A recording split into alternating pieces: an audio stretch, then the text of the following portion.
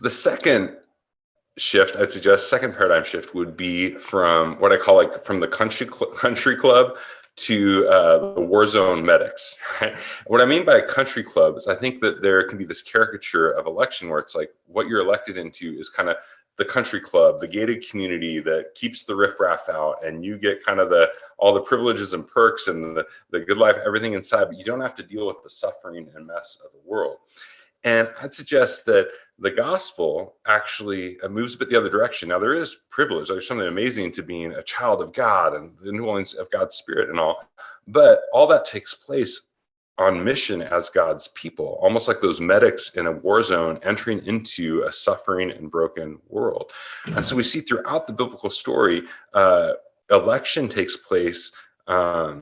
God elects Israel, God elects the church, and he elects them to bear his redemptive presence in a suffering world.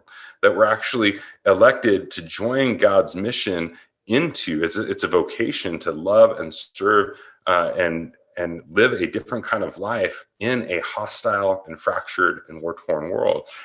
And so when you think about like election, let's say like an elected official, well, what are they elected to? They're elected to an office, like they're elected to a vocation to actually serve the flourishing of society. And similarly, when God elects us, it's not just to the country club again, like God elects us to, there is a dignity to the office of an official, right? But there's also a vocation that comes with it. And so there is a dignity to God's people that God has given us with this calling, but there's a vocation to it too, which is to say we're to be like those medics in the war zone who are laying down our lives like Jesus did for us to bear out his redemptive presence in the midst of a hostile world. I think of, in the Old Testament where in Isaiah 49, verse 6, God calls Israel and he calls them to be a light to the nations.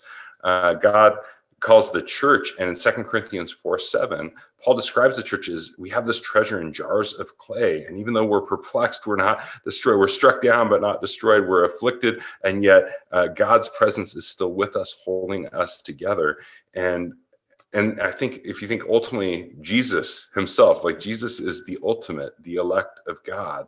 But what did that mean? Yes, his office, and yet Jesus was elected by God to suffer and die for the salvation of the world. And so Jesus was the ultimate medic in the war zone. His election meant that he became that medic to heal and care for us and to restore us when we'd been battered apart in a fallen world.